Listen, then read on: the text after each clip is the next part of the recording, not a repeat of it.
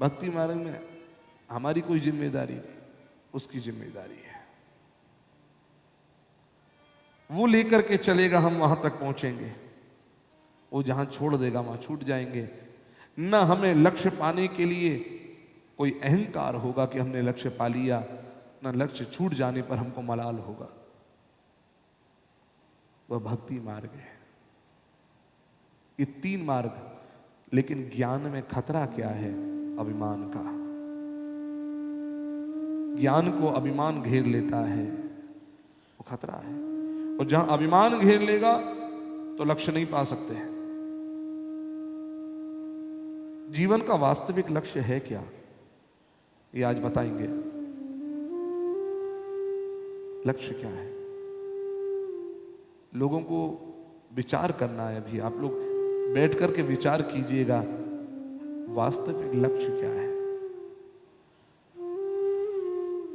एक मच्छर से पूछा, तू क्या कर रहा है, क्या करता है? बोले खून पीता हूं। क्यों? जीने के लिए। खून पीता हूं क्यों? जीने के लिए। क्यों जीता है? बोले वो करंट का बैट नहीं आता, उससे चिपक के मर जाने के लिए, किंवा थप्पड़ खा के मर जाने के लिए। जिंदगी इतनी सी है। जीने का लक्ष्य क्या? धन कमाना, नाम कमाना। कोई बोलते हैं भगवान को पाना। हमारे आगे कई बार लोग बोल देते हैं भगवान को पाना लक्ष्य है। तो मैं एक प्रश्न करता हूं, भगवान खो गया है जो पाना है? जो सर्वत्र है, खोया थोड़ी है। भगवान को पाना नहीं, भगवान तो मिला मिलाया है। तो ये लक्ष्य भी नहीं हो सकता। धन कमाना, नाम कमाना, भोग कमाना, ये लक्ष्य नहीं है। क्यों? धन तो चोर, डाकू, व्यापारी और भिखारी भी कमाते हैं, इनका भी नाम होता है। मैं हमेशा कहता हूं इस बात को। अजय एक बात बताओ, चंद्रशेखर पोद्दार को जानते हो आप? जानते हो क्या? कोई जानता है? चंद्रशेखर पोद्दार। और फूलन देवी को जानते हो? कमाल है। चंद्रशेखर पोद्दार को कोई नहीं जानता, फूलन देवी को सब जानते हैं। दुनिया में बहुत सारे डाकू है, डाकू रही है। नाम तो उसने भी खूब कमाया है, धन भी कमाया, और वैश्या भोग भी कमाती है। भिखारी पे भी पैसा होता है। 8 नवंबर की बात की घटना थी, सुनने में आई थी। अब कितनी सच कितनी झूठ की, एक भिखारी मरा, कितने करोड़ रुपया छोड़ करके हार्ट फेल हो गया उसे, बोरे में भरे हुए थे रुपए। भिखारियों पर भी कोई कमी नहीं महाराज। आप लोगों ने सुना था नहीं सुना था? भिखारी का भी नहीं सुना? अब भेज देंगे आपको व्हाट्सएप पे मैसेज। ऐसे ऐसे लोग जिस पर कल्पना नहीं की जा सकती है कि इसके अगले के पास रुपया होगा महाराज, उस पर भी बोरे भर भर के रुपया निकला है। कितने कितने करोड़ टैक्स भरे हैं। भाव, पैसा कमाना भी बड़ी बात नहीं, ये लक्ष्य नहीं है जीवन का, ये चंचला है। न धन, न भोग, न नाम, और न भगवान को पाना ही लक्ष्य है, क्योंकि मिला मिलाया है। अब आज बताएंगे लक्ष्य क्या है। पहले भागवत में ही प्रवेश करें। 3 मंगलाचरण के साथ में भागवत में प्रवेश करते हैं। एक क्वेश्चन छोड़ दिया है मैंने आप लोगों के बीच में कि भीतर कुलकुलाहट हो, कुछ अकुलाहट हो कि यार वास्तविकता में जीवन का एम क्या है। किसी से पूछ लो क्या करते हो? व्यापार करता हूं। क्यों करते हो? अरे कमाने के लिए। क्यों कमाते हो? घर चलाने के लिए। क्यों घर चलाना चाहते हो? कमाल है भैया, अपना घर है, क्यों नहीं चलाएंगे? अच्छा भाई ठीक है, तो कैसे चलाते हो? ये खाने के लिए। खाते क्यों हो? जीने के लिए। जीते क्यों हो? तो अगर कोई कहता है ऐश मौज करने के लिए, तो मैं समझता हूं कभी आपने गधे को मिट्टी पर लोट लगाते देखा है? नहीं देखा? तो कभी गधा पाड़ा हो तो देखना, जिस तरह से गधा मिट्टी पर लोट, किसी ने देखा आप में से? गधा जब मिट्टी पर लोट लगाता है उस जैसी मस्ती आज तक देखने को मिली नहीं है। बेचारे के कंधे से जब वजन उतर जाता है ना, रिलैक्स हो जाता है एकदम। हाँ, फिर देखो गधे को लोट मिट्टी पे लगाते हुए, वो मस्ती है, वो भी कमा रहा है। तो अंतिम लक्ष्य कुछ और है, आज बताएंगे। पहले 3 श्लोकों के मंगलाचरण में प्रवेश करें और भागवत के प्रथम स्कंद का शुभारंभ करते हैं। भागवत का पहला श्लोक मंगलाचरण का यह ज अक्षर पर प्रारंभ है। ज अक्षर पर प्रारंभ होने का अभिप्राय, संस्कृत व्याकरण में ज अक्षर दग्धाक्षर माना गया है। दग्धाक्षर मतलब एक शब्द है हिंदी का दग्ध। दग्ध का अर्थ है जलना, दग्ध हो जाना, जल जाना। ये अशुभ माना जाता है, शुभ नहीं माना जाता। इसलिए प्रायः जितने भी ग्रंथ हैं इनका प्रारंभ, इनका शुभारंभ ज अक्षर से नहीं हुआ, लेकिन भागवत का प्रारंभ ज अक्षर से। तो किसी ने प्रश्न किया कि क्यों? बोले जैसी हृदय में भावना होती है सबसे पहला शब्द वैसा ही निकलता है। हमेशा याद रखना, भीतर छिपा हुआ जो है वो आज नहीं तो कल, कल नहीं तो परसों बाहर निकल ही जाएगा। एक जगह भंडारा हो रहा था, वहां लिखा हुआ था प्रवेश केवल ब्राह्मणों के लिए, जरा भंडारा। एक बेचारा मुसलमान भाई था, भूखा बहुत था, भूख जोरों की लग रही थी, 3 दिन से कुछ खाया नहीं था, तो सोचा महाराज प्रवेश कर लिया जाए। सामने बोर्ड लिखा हुआ देखा, अब बेचारा क्या करे, कैसे करे, जेब में पैसा नहीं, झरा भंडारा। उसने महाराज अपनी वेशभूषा सब बदल डाली और पहुंच गया अंदर ब्राह्मण का वेश में, और पहुंच करके पंगत में बैठ गया। और जैसी पंगत में बैठा, अच्छा आपको बताएं सबके बैठने के भी ढंग अपने अपने अलग होते हैं।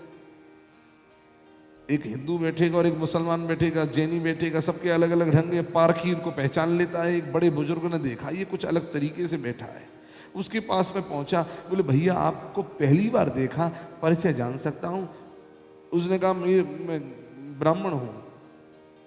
तो कहा बहुत बढ़िया, आप ब्राह्मण हैं, कौन से ब्राह्मण? उसने गौड़ ब्राह्मण बहुत सुना था, गौड़। तो कहा मैं गौड़ ब्राह्मण। ओ गौड़, गौड़ में कौन से? अब उसने वो कभी सुना ही नहीं था। गौड़, गौड़ में कौन से? बेचारा ऐसा घबराया कि भीतर से सच्ची बात निकल गई। वो बोल पड़ा, हे खुदा, गौड़ में भी और होने लग गए कब से? उसके मुंह से सच निकल गया, गौड़ में भी और होने लग गए। पकड़ में आ गया, भीतर जैसी भावना होगी निकल जाएगी। इसलिए भागवत में प्रारंभ है, वेद व्यास जी का हृदय जब अशांत था, जल रहा था, उस समय पर इनको नारद जी ने वह चतुश्लोकी भागवत दी है। तो जैसी भावना थी, बिल्कुल पहला प्रारंभ हुआ तो जग जन्माद्यस्य। रामचरितमानस का प्रारंभ भी ज अक्षर से, जेहि सुमिरत सिद्धि होय गणनायक करिवर बदन। और तो और क्या कहें, भगवान श्री कृष्ण के विरह में जब गोपियों का हृदय जलने लगा तो वहां पर भी पहला श्लोक प्रारंभ है, तो जयति तेधिकम जन्मना व्रज श्रयत इंदिरा शश्वदत्रहि, ज अक्षर। तो भागवत का प्रारंभ भी जन्माद्यस्य यतोऽन्वयादितरतश्चार्थे स्वभिज्ञ स्वराट् तेने ब्रह्म हृदय आदि कवये मुह्यन्ति यस्सूरयः तेजो वारिमृदां यथा विनिमयो यत्र त्रिसर्गो मृषा धाम्ना स्वेन सदा निरस्तकुहकं सत्यं परम धीमहि। भागवत का प्रारंभ है तो सत्यम परम धीमहि, माने परम सत्यम ध्यायेमः, हम परम सत्य को प्रणाम करते हैं। मजे की बात भागवत की यह है कि भागवत कोई सांप्रदायिक ग्रंथ नहीं है। कोई कहे कि जैनी, कोई कहे कि हिंदुस्तानी, कि भैया हमारा ग्रंथ यह है, तो सांप्रदायिक ग्रंथ नहीं है, किसी संप्रदाय की जंजीरों से जकड़ा हुआ ग्रंथ नहीं है, परम स्वतंत्र ग्रंथ है। इसको सब प्रणाम करते हैं और करना भी चाहिए। क्यों? किसी के देवता देवी को प्रणाम नहीं है इसमें प्रारंभ में। इसमें सबसे पहला प्रणाम किया है जिसको सब संप्रदाय मानते हैं, हिंदू हो, मुसलमान हो, सिख हो, ईसाई हो, जैनी हो, पारसी हो, कोई हो, सब इसको मानते हैं। और वो धर्म कौन सा है? बोले सत्य है। एक धर्म है, सत्य। इस सत्य ही धर्म जो है, इसको आप भी मानोगे, हम भी मानेंगे, सब मानेंगे। आप याद रखिएगा, झूठ का कोई अस्तित्व नहीं होता।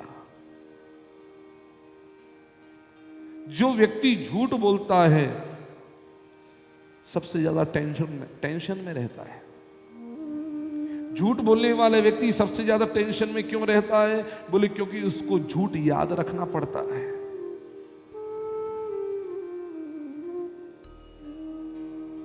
और सत्य याद रहता है। झूठ को याद रखना पड़ता है और सत्य याद रहता है। तो जिसको याद रखना पड़ता है उसको व्यक्ति को टेंशन में जीना पड़ता है। एक बार बोल दिया, सच बोल डाला, जो होगा सो एक बार में हो जाएगा। और एक बात याद रखो, एक सच को छिपाने न जाने कितने झूठ बोले जाते हैं। लेकिन ये संसार झूठ से नहीं चलता, ये संसार सत्य से चलता है। जिन जिन ने झूठ पीट कर रखी थी, 8 नवंबर के बाद नींद नहीं आई थी उनको। जिन्होंने झूठ पाट कर रखी थी, सत्य बताते हैं, 8 नवंबर के बाद नींद नहीं आई। और एक बात और है, जिन्होंने अपने जीवन को सच्चा रखा था, उसके बाद भी चैन की नींद सोए। हमने एक कविता लिखी थी, बैठे बैठे ख्याल आया जब मोदी जी का भाषण था मंच पर कि जब लोग सोचेंगे महाराज मोदी जी जरूर आ जाते हैं बीच में, मैं करूं क्या? ऐसा प्रधानमंत्री आज से पहले कहीं दिखा नहीं, आया नहीं भारत में। तो मोदी जी जब आंखों में आंसू भर आए थे कि मैं 50 दिन मांगता हूं, जब ये बात कही और आंख भर आई, तो फिर हमारा मन भी भर आया कि वास्तविकता में लोग बोलते हैं किसके लिए कमाएगा वो, उसका कोई है जो कमाएगा? वो कमा रहा है लेकिन देश के लिए, वो जी रहा है तो देश के लिए। तो उस समय पर भाव आया तो कलम चली, उसमें हमने लिखा, देंगे तुम्हारा साथ क्योंकि देश की है बात, देंगे तुम्हारा साथ क्योंकि देश की है बात, मोदी जी तुम आगे बढ़ना, हम हैं तुम्हारे साथ क्योंकि देश की है बात। देश हित ये दिन 50 क्या सारा जीवन वारेंगे, देश हित ये दिन 50 क्या सारा जीवन वारेंगे, भ्रष्टाचार से लड़ेंगे डटकर, शीश न हिम्मत हारेंगे, काली रात अब मिटा के होगा सच्चा सुप्रभात क्योंकि देश की है बात। और एक बात और लिखी, आटे में अगर नमक मिले तो कोई समस्या नहीं आती। अगर मान लिया वो लाख कमाता है और 10, 20, 25 हजार उस पर पड़ा हुआ है, ऐसा जो उसने दिखाया नहीं, तो समस्या नहीं है। आटे में अगर नमक मिले तो कोई समस्या नहीं आती, लेकिन नमक में आटा मिल जावे तो एक रोटी भी ना भाती। और नमक में आटा मिलाया जिनने, नींद उन्हें ना आत क्योंकि देश की है बात। और लास्ट में हमने लिखा था, ऐसा नेता राष्ट्र में भैया बड़े भाग्य से आता है, ऐसा नेता राष्ट्र में भैया बड़े भाग्य से आता है, प्रधानमंत्री पद पर बैठा पर सेवक ये कहलाता है, भारत मां के चरणों में अनुराग से झुकता है यह माथ क्योंकि देश की है बात। ये प्रधानमंत्री, मैं व्यक्ति को नहीं देखकर के इस व्यक्तित्व को देख रहा हूं, एक व्यक्ति की प्रशंसा नहीं है। इस पद पर ऐसा कोई व्यक्तित्व कोई और बैठ जावे तो उसके लिए भी वही बात है, सत्य पर टिका है। सत्येन वायुरावति सत्येनादित्य रोचते सत्यम प्रतिष्ठितम ब्रह्म सत्यम सर्वम प्रवर्तते। उपनिषद कहता है सत्य सत्य ही सब कुछ चला रहा है। और भागवत की विशेषता है, भागवत का वैशिष्ट्य है, भागवत को मैं सत्य को प्रणाम नहीं करके परम सत्य को प्रणाम किया है। सुप्रीम ट्रुथ, परम सत्यम ध्यायेमः। अच्छा, सत्य और परम सत्य में भी कोई अंतर है? अंतर है। सत्य समय के साथ साथ बदल जाएगा, परम सत्य कभी नहीं बदलेगा। अच्छा एक बात बताओ, आपका बचपन था झूठा था क्या? लेकिन बड़े हो गए छूट गया, अब जवानी आ गई, वो बचपन का सत्य चला गया। समय के साथ में जवानी आई, समय के साथ दाढ़ी बाल आ गई, मूंछ आ गई, और फिर धीरे धीरे ये सत्य जो दिख रहा है ये भी एक समय आने पर बदल जाएगा। काले बाल सफेद हो जाएंगे, चेहरे पर झुर्रियां आ जाएंगी, शरीर थोड़ा सा कमजोर हो जाएगा, शिथिल हो जाएगा, वह भी सत्य है। और एक समय जाकर के वह शरीर भी छूट जाएगा, वह भी सत्य है। फिर एक नया शरीर प्राप्त होगा, वह भी सत्य है। लेकिन सत्य समय के साथ साथ बदल रहा है, हर दिन नवीनता को प्राप्त हो रहा है। लेकिन परम सत्य कभी नहीं बदलता। कृष्ण राम हजारों लाखों साल पहले भी वैसे ही थे, आज भी वैसे ही हैं, आगे भी वैसे ही रहेंगे। ये परम सत्य है। हनुमान जी के हाथ में स्टैंड गन नहीं आएगी, वो गदा ही रखेंगे। राम जी के हाथ में तलवार नहीं आएगी, वो धनुष ही रखेंगे। कृष्ण के हाथ में गिटार नहीं आएगा, वो बांसुरी ही रखेगा। अब कोई इंसान टोपी पहनाकर जींस पहना दे भगवान को, बात एक अलग है। लेकिन वो भगवान तो जिस वेशभूषा में रहते हैं वो वही है। नील वर्ण है तो नील वर्ण है। बाल नहीं पकते उनके, झुर्रियां नहीं आती उन्हें, बुढ़ापा नहीं आता उन्हें। अरे और तो और छोड़ो, भगवान का नाम लेने वाले को बुढ़ापा नहीं आता साहब, भगवान का नाम लेने वाले को बुढ़ापा नहीं आता।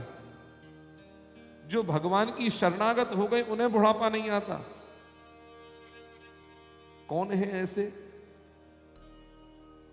सनक सनंदन सनातन सनत कुमार, 4 ऋषि कुमार हैं, ब्रह्मा के पुत्र हैं। और महाराज ब्रह्मा बूढ़े भले ही दिखते हैं, लेकिन जवान बच्चे, हमेशा बच्चे जवान 5 वर्ष के ही रहते हैं ये सनत कुमार। क्यों? जरा आयुष्मान न बाधते, इनको बुढ़ापा नहीं लगता, हमेशा जवान है। अरे कैसे जवान है? इनकी वाणी पर सदैव एक मंत्र 24 घंटा चलता है। कौन सा मंत्र है?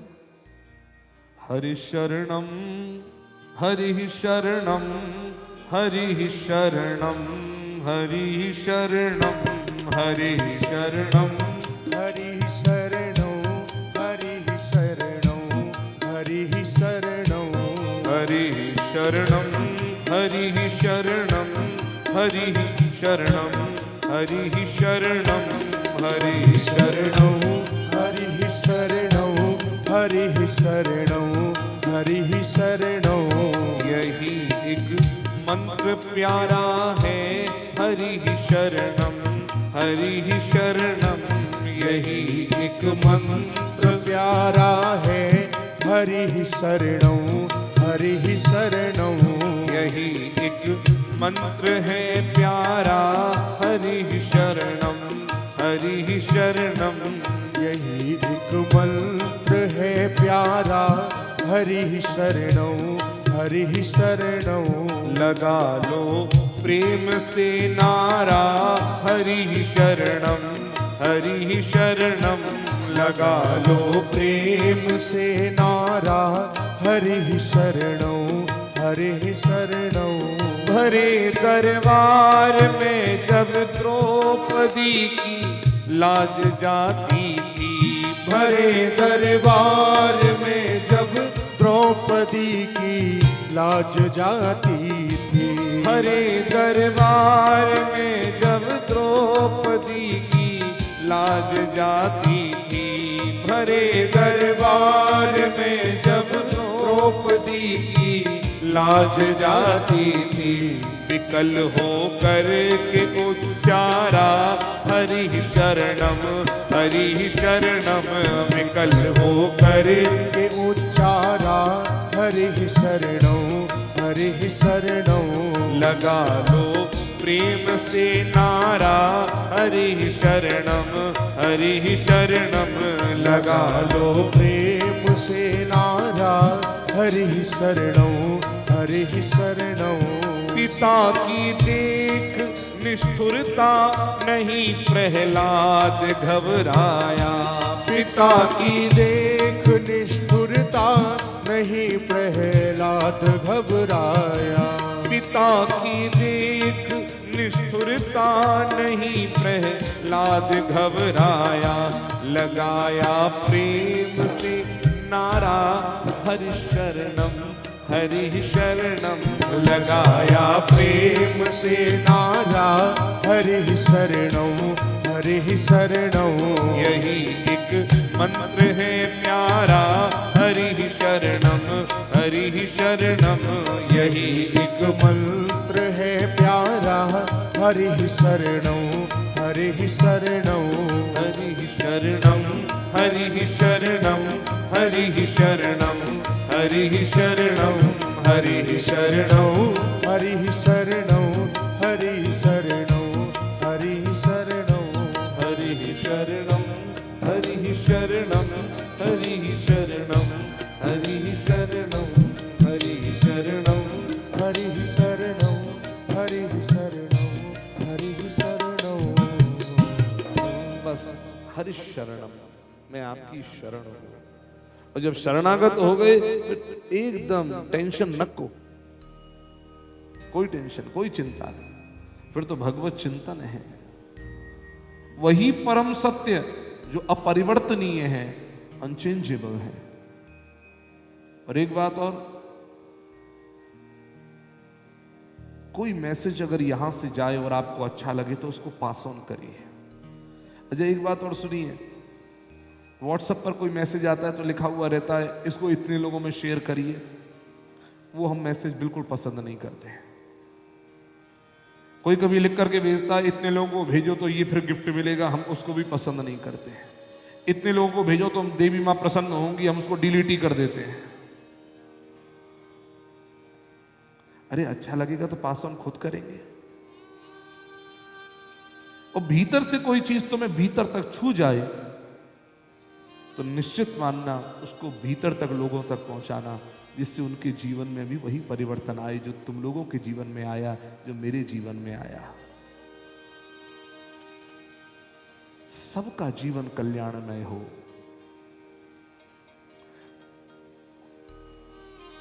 परम सत्यम ध्यायेमः, परम सत्य की जय हो। हम उसी का ध्यान करते हैं, उसी को प्रणाम करते हैं। वह परम सत्य करता क्या है? उत्पत्ति, पालन और संहार का हेतु है। अब परम सत्य का मंदिर आज तक कहीं देखा किसी ने? क्या शेप है, कैसा है? कृष्ण की मूर्ति दिखाई देगी, राम की मूर्ति दिखाई देगी, परम सत्य का शेप क्या है? उसको यूं ले लो कि निराकार है। वैसे निराकार और साकार में कोई अंतर नहीं है। सगुण ही निगुण ही नहीं कछु भेदा, उभय हरे भव संभव खेदा। निर्गुण और सगुण में कोई भेद नहीं, निराकार और साकार में कोई भेद नहीं, सब एक ही है। कल उदाहरण दिया था मैंने, पानी, बर्फ, स्टीम, भाप है तो एक ही। निराकार ही साकार बन गया। अच्छा मजे की चीज देखो, निराकार को साकार बनने के लिए, अच्छा मैं आपसे प्रश्न करता हूं, पानी को एक कटोरे में डालकर फ्रीजर में रख दिया, क्या बन जाएगी? बर्फ बन जाएगी। मुझे एक बात बताओ, पानी से बर्फ बनाने की जो प्रक्रिया है उसमें पानी के अंदर कोई केमिकल मिलाया गया है? तो पानी का ये अपना आकार है? ये पानी का आकार नहीं है, ये तो पानी जिस पात्र में रखा गया है उस पात्र का ही आकार है। ऐसे ही भगवान का तो कोई आकार नहीं है, वह तो परम सत्य है। लेकिन वही परम सत्य भगवान जब भक्तों की भावना के कटोरे में रख कर के निष्ठा की फ्रीज में रखा जाता है तो वही निराकार अपने आप ही साकार हो जाता है। जैसी जैसी भक्त की भावना वैसा ही बनकर सामने आ जाता है। ये अच्छी चीज नहीं लगी तो फिर ताली कौन बजाएगा? हम बजाएंगे अपनी बात पर। ये ताली नहीं चाहिए। मैंने कल बताया नहीं लेकिन आज बता देता हूं, कोई चीज अच्छी लगे तो दोनों हाथ ऊपर करके जय जय श्री राधे, जय जय श्री राधे, जय जय श्री राधे। यहां बैठने के लिए आपको एक चीज छोड़नी पड़ेगी। क्या? भगवान का नाम लेने में संकोच छोड़ना पड़ेगा।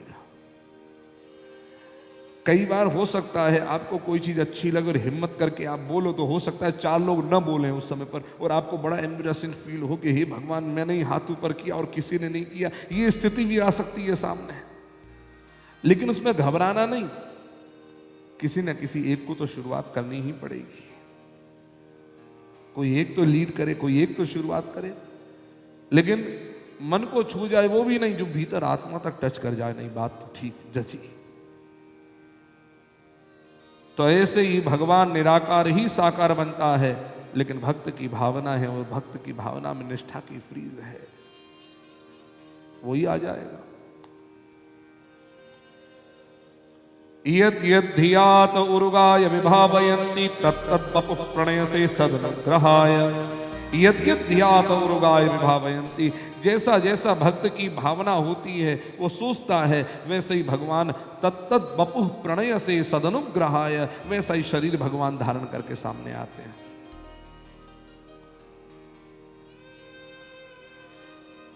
भगवान के एक परम भक्त हुए नामदेव, भक्त नामदेव। वह महाराज विठ्ठला विठ्ठला राम कृष्ण विठ्ठला विठ्ठला विठ्ठला राम कृष्ण विठ्ठला नाम जप करते थे। स्वपाकी थे, भोजन बनाते, ठाकुर जी के भोग लगता, पाते। एक बार ऐसा हुआ कि रोटी बनाई थी, एक कुत्ता आया और रोटी को मुंह में दाब करके भागा। जैसे ही भागा तो नामदेव जी महाराज घी की कटोरी भीतर से लेकर आ रहे थे, देखा रोटी टोकरी में नहीं है तो नजर ऊपर उठाई तो कुत्ता मुंह में दाब करके रोटी को भाग रहा है। नामदेव कुत्ते के पीछे पीछे दौड़े और कुत्ता और तेज, नामदेव और तेज। नामदेव समझे भाग नहीं जावे तो पीछे से ही चिल्लाया, बोले रुखड़ी ना खाइयो नाथ, रुखड़ी ना खाइयो, रूखा रूखा मत खाओ। बोले फिर मेरे हाथ घिरत कटोरी अपनी मांग ले जाइयो, घी लगा करके खाओ, रूखी क्यों खाते हो? और भगवान कुत्ते में ही प्रकट हो गए, कुत्ते में। भगवान बोले नामदेव तूने पहचाना कैसे? जो सर्वत्र है। भगवान के लिए एक बहुत बढ़िया चौपाई तुलसीदास जी ने कही, हरि व्यापक सर्वत्र समाना, हरि व्यापक सर्वत्र समाना, हरि व्यापक सर्वत्र समाना, हरि व्यापक सर्वत्र समाना, प्रेम ते प्रगट हो ही मैं जाना, प्रेम ते प्रगट होई मैं जाना, हरि व्यापक सर्वत्र समाना, प्रेम ते प्रगट हो ही मैं जाना, हरि व्यापक सर्वत्र समाना, प्रेम ते प्रकट होई मैं जाना, प्रेम ते प्रगट हो ही मैं जाना, प्रेम ते प्रकट होई मैं जाना। अब शब्द पे ध्यान दो, हरि व्यापक सर्वत्र समाना। ये जो समाना शब्द है इक्वल, जितना भीतर है उतना ही बाहर है। जो लोग नेत्र बंद करके मेडिटेशन करते हैं तो भीतर भी वही है और ऐसा नहीं कि भीतर 75% हो बाहर केवल 25% हो। अगर भीतर 100% तो बाहर भी 100% है। वो 50-50 नहीं होता, वो 100 भीतर भी है और 100 बाहर भी है। क्यों? किसी एक सर्टेन अमाउंट को तो हाफ किया जा सकता है।